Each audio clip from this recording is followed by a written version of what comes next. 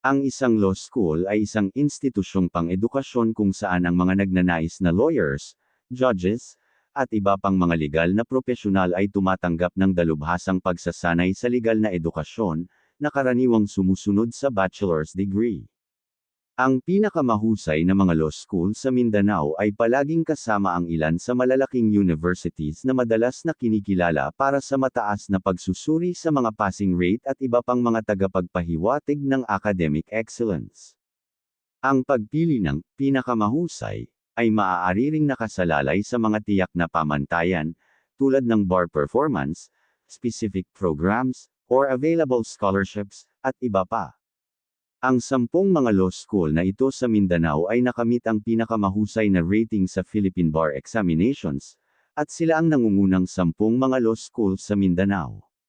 Ngunit bago yan ay huwag kalimutan click ang like, subscribe button, and notification bell, para laging updated sa mga video na ating ginagawa, para sa inyong dagdag kaalaman. Salamat! 10. Rizal Memorial Colleges School of Law. Ang Rizal Memorial Colleges School of Law sa Davao ay may isang malakas at pare-pareho na talaan ng performance sa Philippine Bar Examinations, na may mga passing rate na patuloy na lumampas sa pambansang average, kabilang ang 100% sa 2022 na pagsusulit at nakamit ang 88.58% na marka sa Civil Law at 71.43% sa Commercial at Taxation Law for 2023 bar exams. Ang paaralan ay may isang malakas na performance sa bar, na patuloy na lumampas sa pambansang passing rate sa nakaraang 4 na taon, at pagkamit ng mataas na marka sa mga paksa tulad ng Batas Sibil. Ang RMC ay kabilang sa 6 na mga paaralan na performing schools na mga paaralan na may 10th examinees and below. Siyam. Ateneo de Zamboanga University College of Law. Ang Ateneo de Zamboanga University College of Law ay nakamit ang 75% na passing rate para sa mga first-time na mga kandidato sa 2022 bar examinations, na nakakuha ito ng pangalawang lugar sa mga Philippines Law School na may 11 hanggang 50 na mga taker at isang pagkilala mula sa Legal Education Board. Para sa 2024 Philippine Bar Examinations, ang university ay mayroong isang passing rate na 71.43% para sa 5 hanggang 7 first-time taker na sinigurado ang ika-4 na pwesto sa mga law school na may 1 hanggang 10 unang mga kandidato. Inilalagay nito ang paaralan sa gitna ng mga nangungunang mga law school sa Pilipinas sa partikular na kategorya para sa 2024 na pagsusuri. 8. St. Thomas More School of Law and Business. Ang St. Thomas More School of Law and Business sa Tagum City ay nagpakita ng mataas na performance sa kamakailang mga pagsusuri sa Philippines Bar, na may 77.78% na passing rate para sa 9 na first-time na mga kandidato sa 2023 na pagsusulit at naging nangungunang law school na may kaunting bilang ng mga taker. Ang law school ay nagkaroon ng isang malakas na pagganap sa 2024 bar exam, na may isang passing rate ng 88.89%, na inilalagay ang mga ito sa mga nangungunang mga paaralan ng batas sa Pilipinas para sa taong iyon. 7. St. Mary's College of Tagum. Ang St. Mary's College of Tagum's Law Program ay nagpakita ng malakas na performance, lalo na sa mga pagsusuri sa 2023 at 2024 bar exam, kung saan nakamit nito ang mga nangungunang ranggo sa mga paaralan na may 1 hanggang 10 na mga kandidato, na tumatanggap ng pagkilala mula sa Legal Education Board. Para sa 2024 bar exam, nakamit ng paaralan ang isang 66.67% na passing rate na may 6 na bagong abogado, at nireranggo bilang isang nangungunang 5 na gumaganap na paaralan sa kategoryang 1 hanggang 10 kandidato. Habang para sa 2023 bar, mayroon silang 100% na passing rate ng first-time taker nang pumasa ang kanilang 6 na first-time candidates. 6. Jose Maria College. Ang Jose Maria College, College of Law sa Davao ay isang kinikilalang top-performing na law school, na nagre-ranggo sa ika-8 sa mga law school na hindi NCR noong 2020 hanggang 2024 Philippine Bar Exam Performance Analysis at nakakuha ng 3 pwesto sa 2022 bar exams. Ang paaralan ay may hawak din ng isang mataas na institutional na average na rate ng pagpasa ng 82.27% mula 2020 hanggang 2024 at palagi ang nireranggo sa mga nangungunang institusyon sa rehiyon ng Davao. Ang paaralan ay patuloy na higit sa pambansa at overall average passing rates sa mga pagsusulit sa bar na may 11 hanggang 50 examinees noong 2024, ayon sa ulat ng Legal Education Board Bar Performance Analysis Report. 5.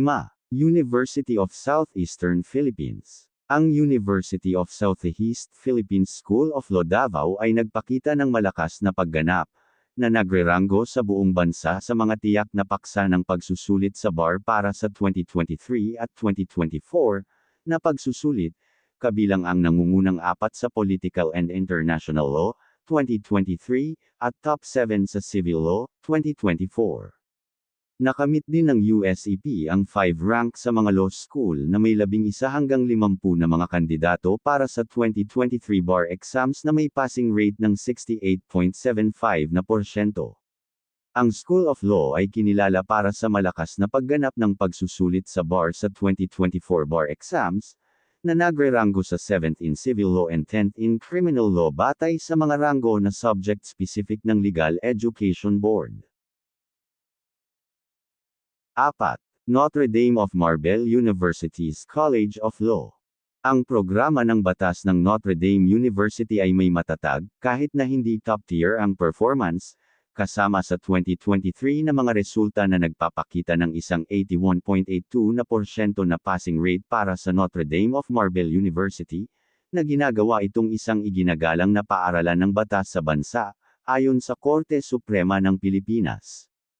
Ang mga resulta ng pagsusulit sa 2024 bar ay nagpapakita na ang Notre Dame of Marbelle University ay nagkaroon ng isang malakas na performance na may isang 78.57% na passing rate sa mga paaralan na may 11 hanggang 50 na pagsusuri sa 2024 bar exams. 3. University of Mindanao's College of Law. Ang University of Mindanao ay patuloy na gumaganap ng maayos sa mga pagsusuri sa Philippine Bar Examinations, na kinikilala ng Legal Education Board bilang isang nangungunang 4 na gumaganap na institusyon noong 2023 at isang nangungunang 5 na gumaganap na institusyon sa parehong taon sa mga paaralan na may 11 hanggang 50 na mga taker at 51 hanggang 100 na mga taker. Ang universidad ay mayroon ding isa sa sarili nitong mga nagtapos na nakamit ang isang top-notcher na posisyon sa 2024 bar exam. Nagranggo din ng maayos, na may 90.91% na passing rate sa kategoryang 11 hanggang 50 na nagsusuri sa 2024 bar exams. 2. Xavier University, Ateneo de Cagayan. Ang Ateneo de Cagayan Law School ay isang patuloy na nangungunang institusyon na gumaganap, na nagre-ranggo sa mga nangungunang mga law school sa Pilipinas, lalo na sa kategoryang 51 hanggang 100 na mga first-time candidates na kategorya ng mga pagsusuri sa bar. Halimbawa, sa pagsusuri sa 2023 bar, na-secure nito ang isang kapuri-puri na pangalawang posisyon sa mga nangungunang 100 mga paaralan, at sa pagsusuri sa 2024 bar, nakamit nito ang isang 80.26% na passing rate para sa 51 hanggang 100 na mga first-time candidates. 1. Ateneo de Davao University. Ang Ateneo de Davao University College of Law ay nakamit ang mga nangungunang ranggo sa iba't ibang Legal Education Board. Ito ay na-rank 1 sa overall performance mula 2013 hanggang 2024, at rank 2 sa lahat ng Philippine Law Schools, base sa Institutional Average Passing Rate para sa 2018 hanggang 2024. Habang ang mga opisyal na ranggo ng 2025 ay umuusbong, Ang Ateneo de Davao University ay nakilala bilang isang nangungunang law school sa Mindanao para sa pare-parehong tagumpay ng bar exam mula sa 2013 hanggang 2024, ayon sa Legal Education Board 2025, Bar Performance Analysis. At ito ay isa sa country's top law school sa Pilipinas. Patuloy ang ranggo ng mataas, na may 97.92% na passing rate sa 2024 bar exams para sa mga paaralan na may 11 hanggang 50 na examinees.